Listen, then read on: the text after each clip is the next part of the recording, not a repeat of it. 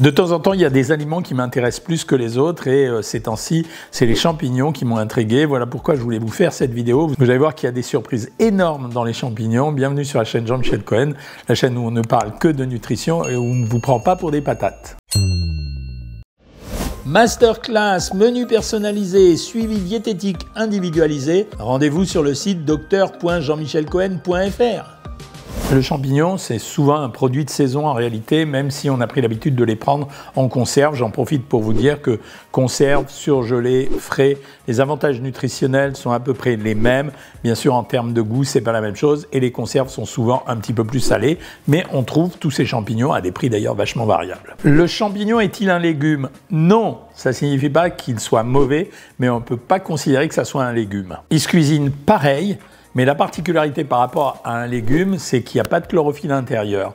Donc c'est pas un légume, mais il se cuisine pareil qu'un légume et on en trouve de différentes variétés. Sans tronc, ni racines, ni feuilles. Vous voyez, c'est vraiment un aliment à part, le champignon. On a des champignons extrêmement courants. Vous connaissez leur nom, ça va du plus simple au plus coûteux, je dirais pas varié, mais on part depuis le champignon de Paris, en passant par les girolles, les chanterelles, les cèpes, les trompettes de la mort, les champignons chinois ou japonais qui sont très très à la mode, en particulier le shiitake, qui est vraiment intéressant, et puis des tas d'autres champignons, les pleurotes, les pieds de mouton, etc., etc. Ils n'ont pas tous les mêmes particularités, chacun d'entre eux a une petite spécificité qui peut nous intéresser. Les champignons, ils ont quand même des caractéristiques communes. On peut considérer que c'est un produit hypocalorique. Donc ça veut dire notamment très intéressant dans les régimes, maximum 30-35 calories pour 100 grammes. C'est un produit qui est légèrement fibreux, mais pas trop. C'est en général 1 gramme de fibres pour 100 grammes. Il y a de la chair comme dans les légumes, mais très pauvre en glucides, en moyenne 3 grammes de glucides pour 100 grammes, ce qui est presque rien. Pas de lipides, ou très très peu, et quand ce sont des lipides, en général, ce sont des oméga 3. Et un peu de protéines, mais finalement aussi peu que dans les autres légumes. On compte en moyenne 2,5 grammes de protéines pour 100 grammes, ce qui reste quand même intéressant pour un champignon. On trouve 4 éléments intéressants dans les champignons, du calcium, du phosphore, du magnésium et du sélénium. Calcium et phosphore, c'est important pour la construction de l'os.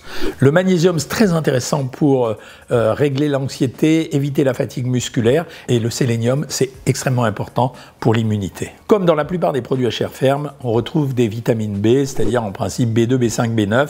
On ne trouvera pas de vitamine B12 qu'on trouve uniquement dans les produits animaux. Le premier d'entre eux et le plus consommé, c'est le champignon de Paris. Comme les autres champignons, il est très faible en calories. On compte 94% de teneur en eau dans le champignon de Paris. Riche en cuivre, riche en sélénium, mais riche également en ergostérol. Cet ergostérol sera transformé par la suite en vitamine D dans l'organisme. C'est-à-dire qu'il ne contient pas de vitamine D, mais il contient une substance qui va aider à la production de vitamine D. Donc c'est un produit très intéressant. On dit en général qu'à l'intérieur du champignon de Paris, il existe des antioxydants qui protégeraient du vieillissement cellulaire. Donc voilà, c'est un produit qui est pas cher, qui est facile à cuisiner, qu'on peut trouver assez couramment et qui présente pas mal de caractéristiques nutritionnelles intéressantes. La girole, c'est typiquement le champignon des ramasseurs de champignons.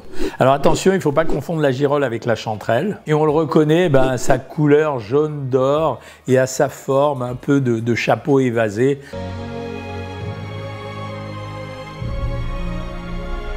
Voilà, c'est un très joli champignon, il est coûteux quand on l'achète dans les marchés. On dit que la girole, elle dégage une odeur, ça c'est pour les plus sensibles, qui ressemblerait à la mirabelle.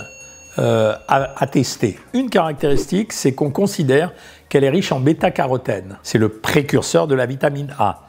Donc on ne s'en rendrait pas compte, mais ces produits amènent des caractéristiques différentes. 3 autres vitamines dans la girole, de la vitamine C, comme dans la plupart des végétaux, mais également de la vitamine D, ce qui est assez curieux, ainsi comme tous les champignons que la vitamine B, dès qu'on a une chair de type végétal, on en trouve. Waouh, ça c'est la bête. Regardez-moi ça, elle est énorme.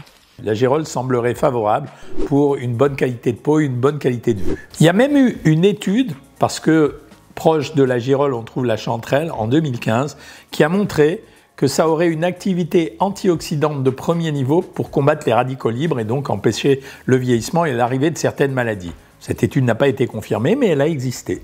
On a donc considéré que la girole est un champignon qui potentiellement aurait la capacité de stimuler notre immunité. Mon premier cèpe de l'année, regardez comme il est beau, tout frais.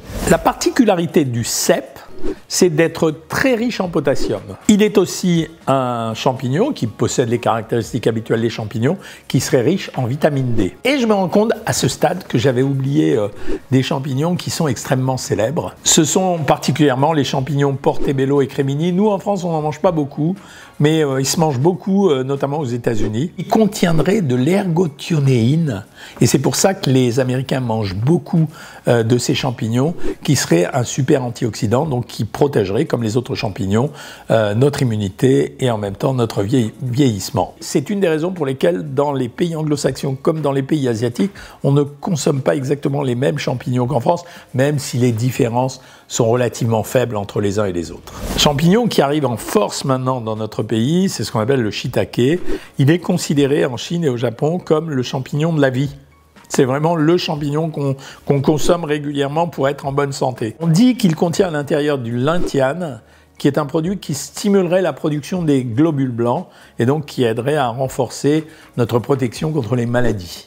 Il contient, comme les autres, beaucoup de vitamines, de minéraux et d'oligo-éléments, évidemment. Il contient de l'érythadénine, et ça c'est vrai, qui serait une substance qui permettrait de protéger notre foie. Cette substance aurait d'ailleurs un deuxième effet, c'est de faire baisser notre cholestérol sanguin. C'est pour ça qu'aujourd'hui, vous commencez à trouver des compléments alimentaires pour lutter contre le cholestérol à base de champignons shiitake. Et on dit même que l'impact de ces antioxydants, ça permettrait de lutter contre les maladies virales ou bactériennes, donc un ensemble de propriétés qui sembleraient particulièrement intéressantes pour une consommation régulière.